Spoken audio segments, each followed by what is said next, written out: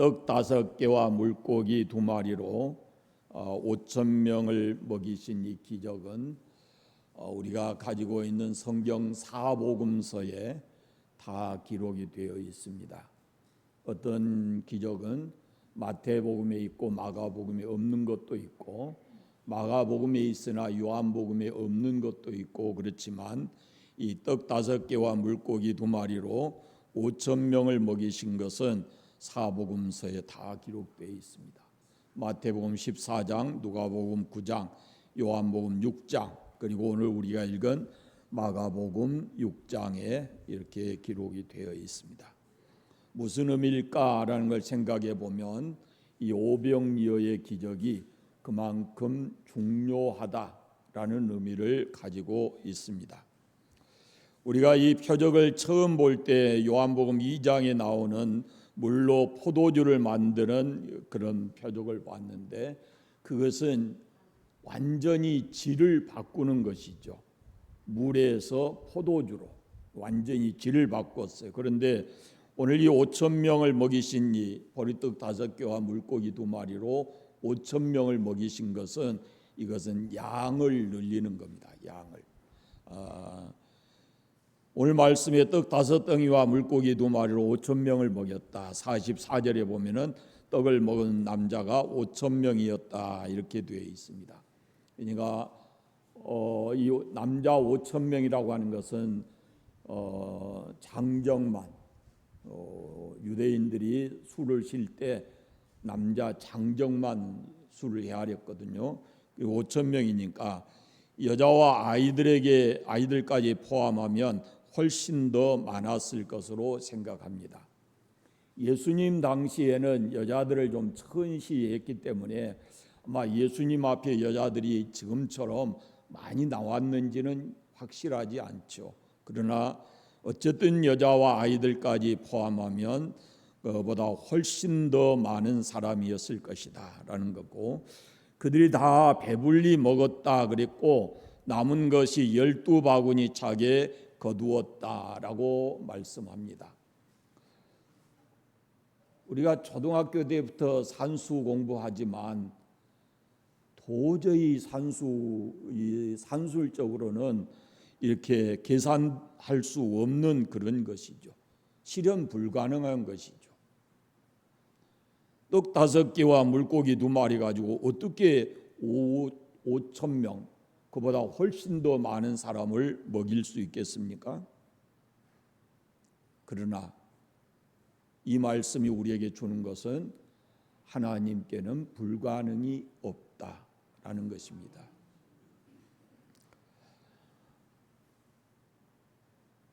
무에서 요를 창조하시는 능력, 전능하신 하나님께서 질을 바꾸고 양을 늘리는 것은, 그것은 너무도 쉽게 할 수 있는 일이다라는 것입니다.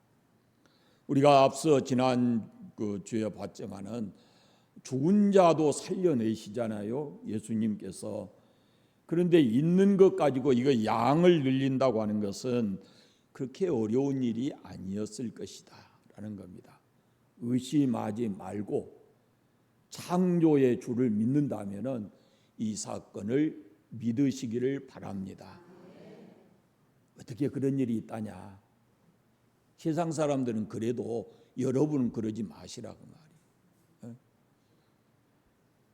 그런데 이 5,000명을 먹인 곳이 어디입니까? 5,000명을 먹인 곳이 어디예요? 빈들입니다. 빈들. 다른 성경에는 광야라고 나오기도 했습니다. 5,000명이라는 숫자가 많아요, 작아요? 많지요. 그 많은 사람들이 어떻게 빈들에 다 모일 수 있었을까요? 지금도 이 5,000명이 한 군데 모이려면 쉽지 않는 일이거든요.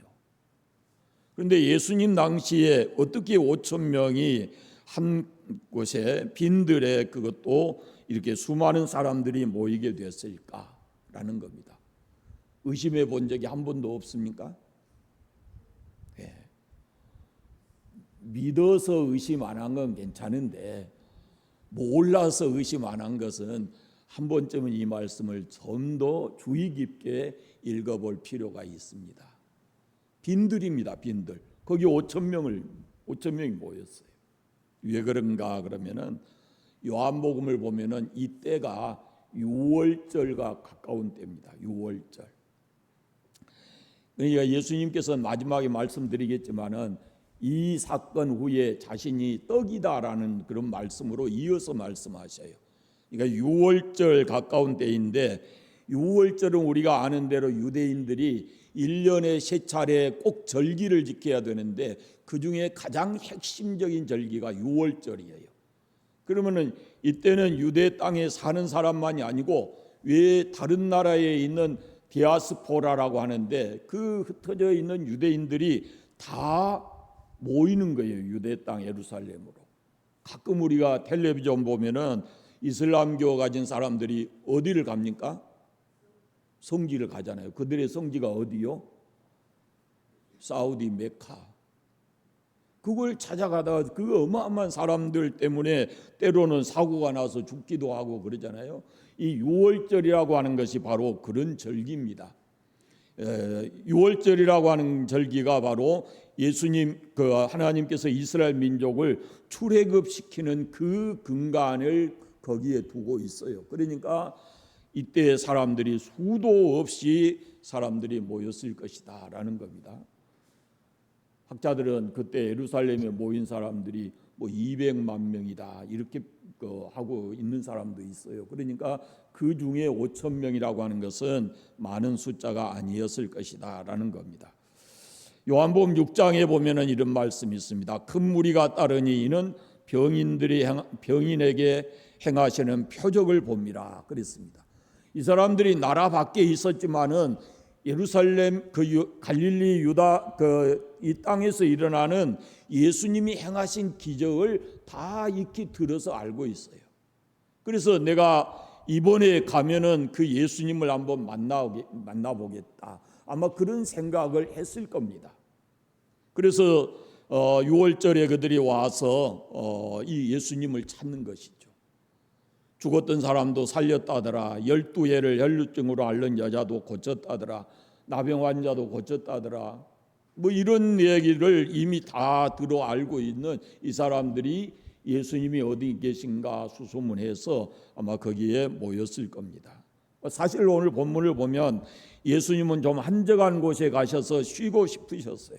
그래서 배를 타고 한적한 곳으로 가시는데 사람들이 거기 예수님이 가신 걸 알고 미리 이 사람들이 도보로 걸어가지고 그쪽에 가서 있었다라는 겁니다. 그래서 모인 사람들이 그들이었습니다. 예수님께서는 쉬고 싶으셨으나 또 모여든 그 무리들 때문에 그들을 불쌍히 여기시고 그들을 여전히 불쌍히 여기셔서 가르치기를 시작하셨습니다. 이 광경을 보십시오. 또 하나 저는 이 읽으면서 의문이 드는 게 있어요. 장소가 어디입니까? 장소가 어디예요? 빈들 광야입니다. 마이크 있어요, 없어요? 마이크 없죠. 지금도 5천 명이 모인 곳이라 그러면은 이 마이크 없이 하기가 쉽지 않습니다. 그것도 실내에서가 아니고 실외거든요. 광야. 거기에서 이 아무런 장치도 없이 5천 명에게 말씀하신다는 것은 쉬운 일이 아니었을 겁니다. 적은 숫자가 아니잖아요. 그러니까 뭐 누가 설명하지 않아도 이것은 예수님 가까이 있는 사람들만 그 예수님의 말씀을 들었지 저 멀리 있는 사람들까지 다 들었다고 우리가 생각하지를 않습니다. 그럼에도 불구하고 이 사람들이 왜 예수님의 곁을 떠나지 않고 그렇게 있었을까? 그들은 아마 예수님이 또 말씀하시고 어떤 기적을 그들에게 보이실까 싶은 그런 생각이 있었을 겁니다. 그런데 이때 때가 어떻게 됐느냐 그러면은 35절 말씀을 보시면 35절에 때가 저물어 가매 날이 저물어 가니 이렇게 말씀하고 있어요. 그러니까 그때까지 그 시간까지 이 사람들이 돌아가지 않고 예수님의 말씀을 듣고 예수님의 곁에 있었다라는 그런 말씀입니다. 때는 저물어 가는데 예수님의 말씀은 계속되니까 제자들이 걱정이 돼서 예수님께 말씀합니다. 무리를 보내서 두루 촌으로 마을로 가서 무엇을 사 먹게 해 주십시오라는 합니다. 그러니까 예수님께서 그들에게 제자들에게 너희가 먹을 것을 주어라 그럽니다. 문제가 무엇입니까? 먹을 것을 어떻게 해결하느냐라는 것인데 예수님께서는 제자들에게 너희가 먹을 걸 주어라. 너희가 해결해야 된다라고 얘기를 합니다. 아마 예수님이 하신 말씀에 세 가지 반응이 있었을 것으로 보입니다. 첫째는 회피적인 반응인데 어째서 우리가 해결해야 되냐? 배고픈 사람 누가 여기 붙잡아 둔 것도 아니고 자기들이 여기 있었고 배고픈 것도 자기들인데 자기들이 정신없이 여기 지금 이 시간까지 여기 있었는데 왜 우리가 그 문제를 해결해야 되냐? 이건 우리 잘못이 아니다라고 이렇게 생각하는 사람들이 있었을 거예요. 제자들 중에. 무리를 보내서 두루 초원이나 마을로 가서 무엇을 사 먹게 하소서라고 합니다. 그나마 제자들에게 있는 마음은 이 사람들이 그냥 굶고 돌아가지 않게 했으면 좋겠다라는 제안을 했던 것이죠. 또 하나는 계산적인 반응이 나옵니다. 요한복음 6장에 보면은 빌립이라는 사람이 이렇게 말합니다. 각 사람으로 조금씩 받게 할지라도 200데나리온의 떡이 부족하겠습니다라고 합니다. 그러니까 많은 사람들이 겨우 그 배고픔만 면하게 할 정도로 먹는다 할지라도 200데나리온의 돈이 들겠습니다라고 열심히 머리 굴려서 계산을 한 거죠. 한 사람은 문제를 짊어지지 않으려고 회피하고 또 한 사람은 그때 떡을 산다면 돈이 얼마나 들어갈까라고 계산하고 있습니다. 뭐 논리적이고 똑똑한 사람이죠. 똑똑한 제자들이죠. 그 광야에서 그 빈들에서 이 어마어마한 사람을 어떻게 먹일 수 있겠습니까? 그러니까 거기에 대해서 논리적으로 또 이렇게 정확하게 얘기를 하는 겁니다. 돈까지. 그러나 여러분 세 번째 사람에 우리가 주목을 해야 되는데 요한복음 6장에 보면은 베드로의 형제 안드레의 이야기가 나옵니다. 안드레가 예수님께 이런 말씀을 합니다. 여기 한 아이가 있어 보리떡 5개와 물고기 2마리를 가졌나이다. 그러나 그것이 이 많은 사람에게 얼마나 되겠사옵나이까. 그렇게 합니다. 그러니까 나에게는 해결의 방법이 없지만 예수님께 해결의 방법이 있다라는 것을 알고 예수님께 문제를 해결 방법을 묻고 있는 겁니다. 우리에게 가진 것은 이것뿐인데 이걸 가지고 이 많은 사람들을 어떻게 하겠습니까? 라고 해결 방법을 예수님께 묻고 있는 겁니다. 여기 우리 신앙에 아주 중요한 점이 하나 있습니다. 그것은 크든 작든 어떤 것이든지 간에 우리가 삶의 문제를 가지고 예수님께 나아가면 그것은 능히 그분이 해결하실 수 있다라는 겁니다. 나로서는 해결 방법이 없지만 내가 믿는 예수님 그분은 내가 어떤 문제를 가지고 예수님 앞에 나오든지 그 문제를 깨끗이 해결해 주실 수 있는 분이다라는 거죠. 우리가 그 예수님을 믿습니다. 요한복음 2장에서 우리가 보지 않았습니까? 가나 혼인잔치에서 포도주가 떨어졌어요. 그때 마리아가 와서 이 문제를 예수님 앞에 털어놓습니다. 나와 무슨 상관이 있습니까? 예수님께서 그렇게 말씀하셨지만은 이 마리아가 하인들에게 말하기를 예수님 무슨 말씀하시든지 그대로 해라 라고 명하고 가버립니다. 이 마리아의 믿음을 우리가 가져야 합니다. 마리아의 믿음. 문제는 나에게 있지만 문제의 답은 주님께 있습니다. 내가 해결하지 못하는 문제도 그 그 답이 주님께 있는 것입니다. 주님은 해결하지 못할 문제가 없습니다. 그래서 우리는 삶의 문제를 가지고 예수님 앞에 나아가야 된다라는 겁니다. 열왕기서에 보면은 히스기야 왕이 사네립으로부터 협박 편지를 받았어요. 그때 이 히스기야 왕이 그 편지를 들고 성전에 들어가서 펴놓고 그리고 하나님께 보이고 기도합니다. 여러분 생각해 보세요. 상대편에서 지금 협박하는 전쟁에 대한 협박 편지를 보냈는데 그걸 미리 받았으면 어떻게 조치해야 되겠습니까? 대비를 해야 되잖아요. 군대를 어떻게 하든지 뭐 해야 되지 않겠어요? 그런데 히스기야는 그 편지를 들고 성전에 들어가서 펴놓고 하나님께 내보이고 이렇게 말합니다. 저 사내립이 여호와 하나님을 이렇게 모독하고 있습니다. 그러면서 그걸 다 내보이고 하나님께 도움을 구하는 겁니다. 그것이 바로 우리들이 해야 될 모습이죠. 우리의 실상을 있는 그대로 주님 앞에 내놓고 문제 해결의 답을 찾아야 된다라는 겁니다. 있는 그대로 보리떡 5개, 물고기 2마리, 우리 가진 것은 이것밖에 없습니다 라고 예수님 앞에 말합니다. 그건 부끄러운 것이 아닙니다. 있는 사실을 그대로 예수님에게 말씀했으니까요. 우리에게 이것뿐입니다. 이것이 저의 모습입니다. 저로서는 어찌할 수가 없습니다 라고 예수님 앞에 우리의 모습을 그대로 가져다 드리는, 그것이 우리의 신앙인 겁니다.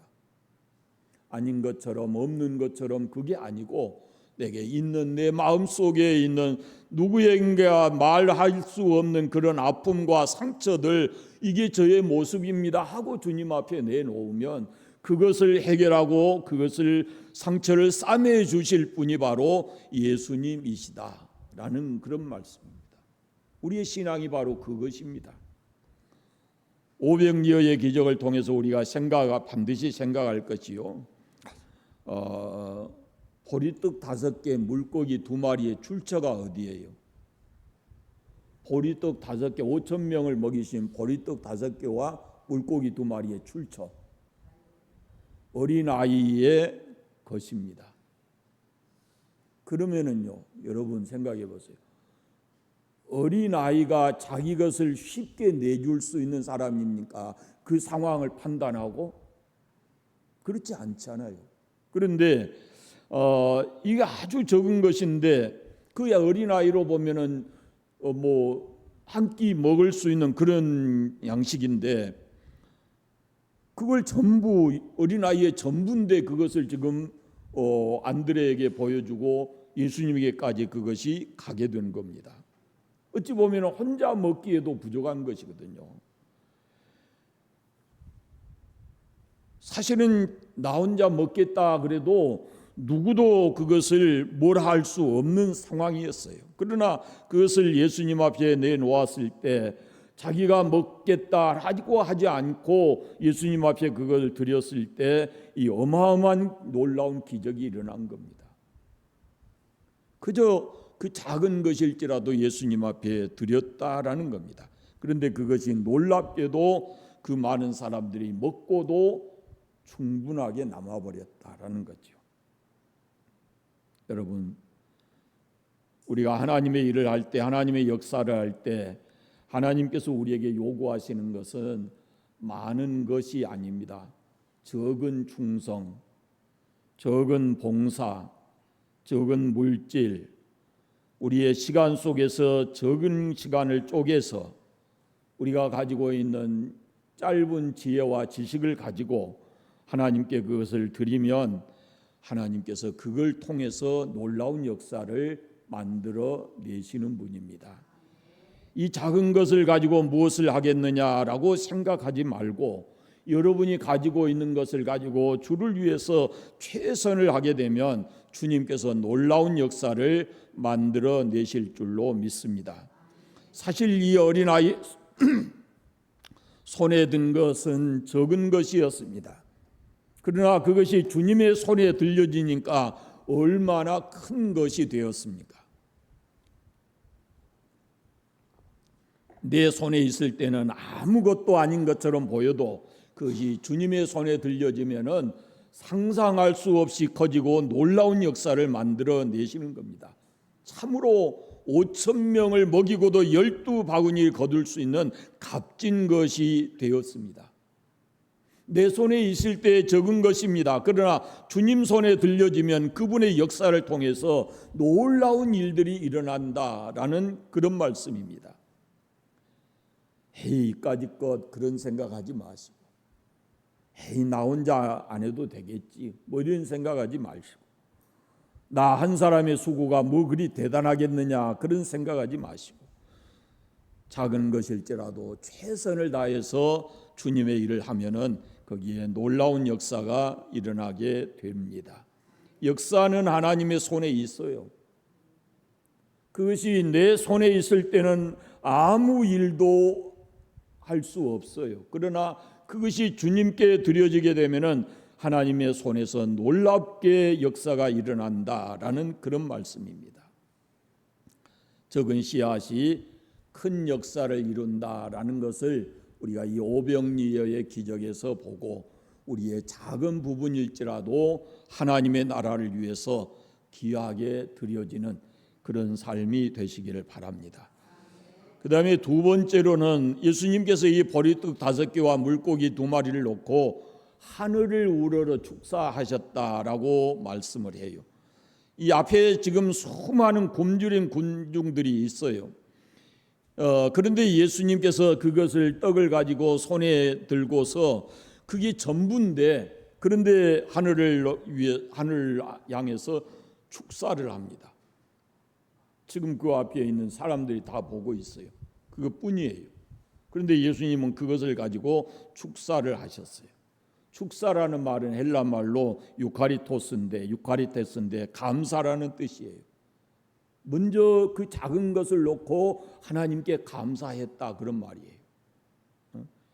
여러분 감사가 왜 중요한지 아십니까? 감사가 기적을 불러오는 중요한 요건이기 때문에 그렇습니다.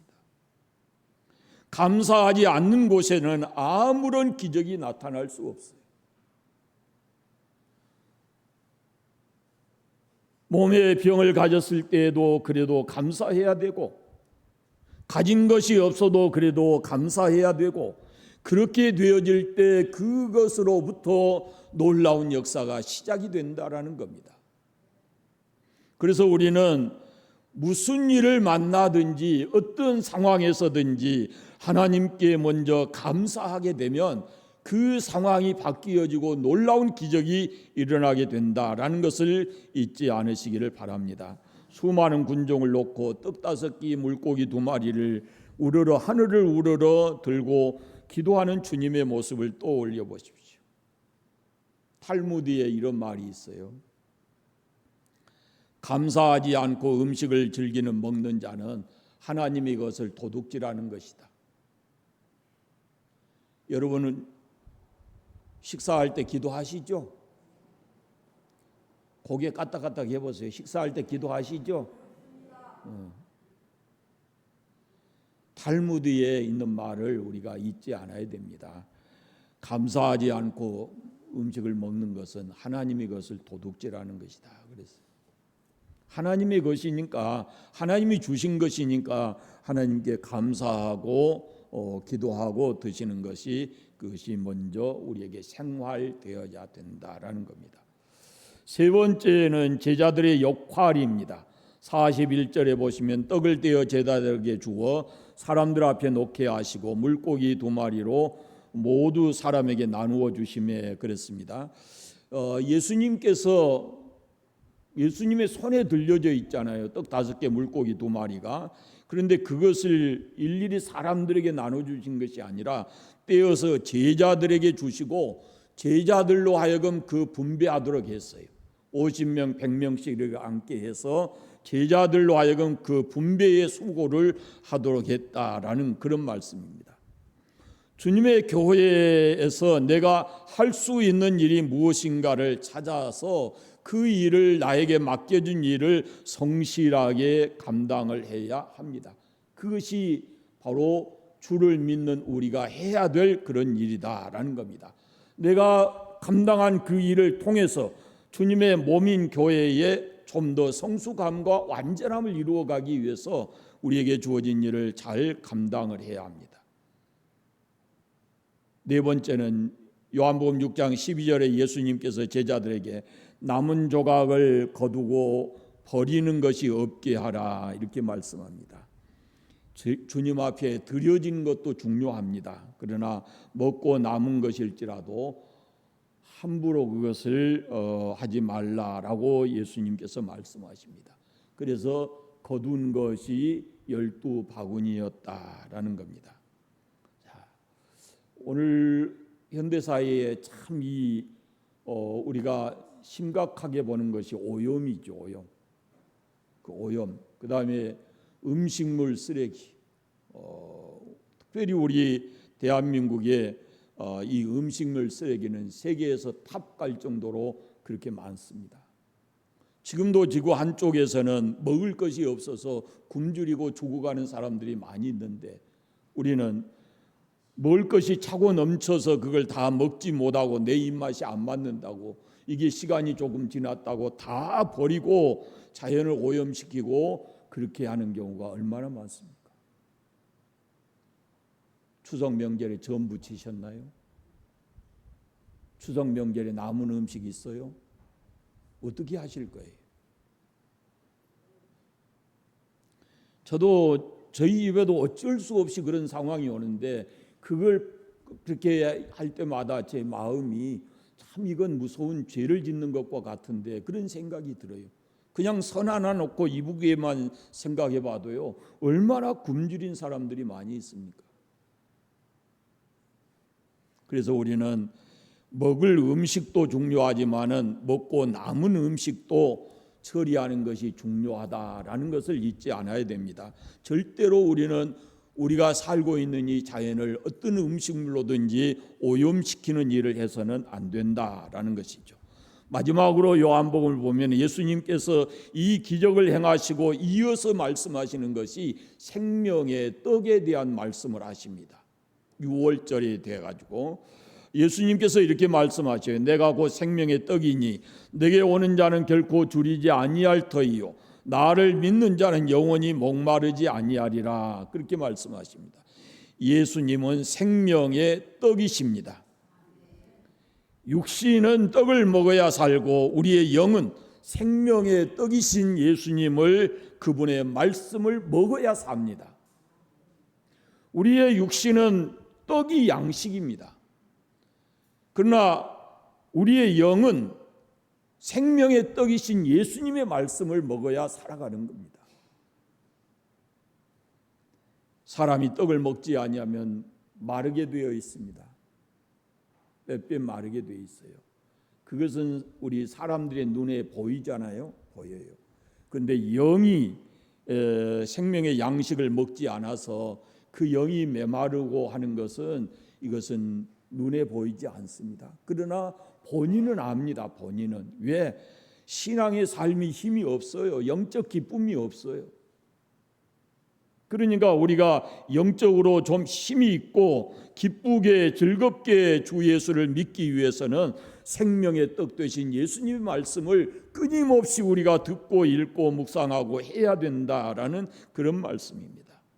예수님이 이 땅에 오실 때 우리에게 생명을 주고 우리의 삶을 풍성하게 하려고 오셨어요. 그러니까 우리의 부족함을 채워주시려고 그분이 이 땅에 오셨기 때문에 우리는 그 예수님 안에서 이런 그분과의 관계 속에서 생명의 양식을 먹고 우리가 육체적으로 뿐만 아니라 영적으로도 풍성한 그런 은혜의 삶을 우리가 살아야 할 겁니다.